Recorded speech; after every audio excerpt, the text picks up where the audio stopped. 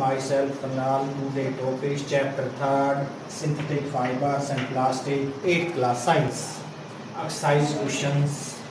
Question 11th है, क्या दांत साफ करने के लिए ब्रश का हैंडल या सूप ब्रिस्टल का एक ही पदार्थ के बने होने चाहिए?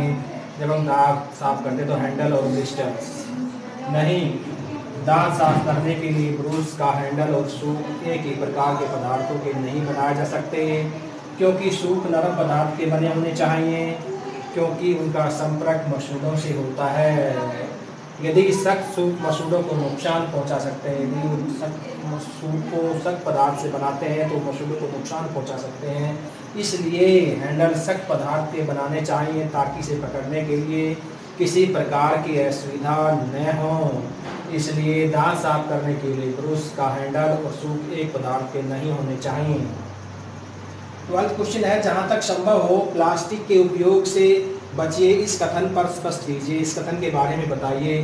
प्लास्टिक एक जैव अनिर्वचनीय पदार्थ है, इसलिए सूक्ष्म जीव इनका अपघटन नहीं कर सकते, अतः प्लास्टिक हमारे पर्यावरण को दूषित करने वाला पदार्थ है। जहां तक संभव हो प्लास्टिक के उपयोग से बचना चाहिए। 15 क्वेश्चन है, थर्मोप्लास्टिक विद्युत का कुचालक है, स्पष्ट कीजिए, बताइए। थर्मोप्लास्टिक विद्युत का कुचालक है, इसलिए इसका आवरण विद्युत की तारों पर चढ़ाया जाता है, ताकि जब तार में विद्युत धारा का प्रवाह हो रहा हो तो उसे छूने पर धक्का न लगे, करंट न लगे। सुरक्षा की दृष्टि से ऐसा किया जाता है, इसलिए थर्मोप्लास्टिक विद्युत। क्वेश्चन 13 स्टार्ट्स, कॉलम ए व कॉलम बी का सही मिलान कीजिए। कॉलम ए में है polyester, Teflon, rayon, nylon. Column B में है कास्ट, लुगदी, पैराशूट, न चिपकने वाले भोजन बनाने के पात्रों का निर्माण, कपड़े में आसानी से बल नहीं पड़ते। तो इनका मिलान करना है। पॉलिस्टर क्या होता है? पॉलिस्टर ऐसा पदार्थ होता है कपड़े में आसानी से बल नहीं पड़ते, कपड़े में आसानी से बल नहीं पड़ते। टेफ्लॉन क्या होता है? न चिपकने वाले भोजन बनाने के पात्र का निर्माण करता है टेफ्लॉन।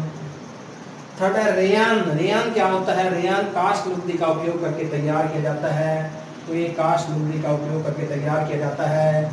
और नायलॉन, नायलॉन क्या होता है? ये पैराशूट और मोजा बनाने में उपयोग किया जाता है इसका, तो ये हमारा नायलॉन आ गया।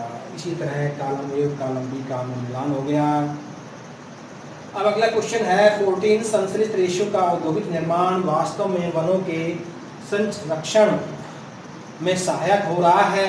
संश्लिष्ट रेशे रसायनों से बनाए जाते हैं, और ये रसायन किससे बनाए जाते हैं? रसायनों से। और ये रसायन वनों से प्राप्त नहीं होते, क्योंकि जो रसायन होते हैं वो वनों से प्राप्त नहीं होते। संश्लिष्ट रेशों के निर्माण में वनों को काटने या वन जीवों को हानि पहुंचाने की आवश्यकता नहीं पड़ती, इसलिए संश्लिष्ट रेशों का औद्योगिक निर्माण वास्तव में वन संरक्षण में सहायक हो रहा है।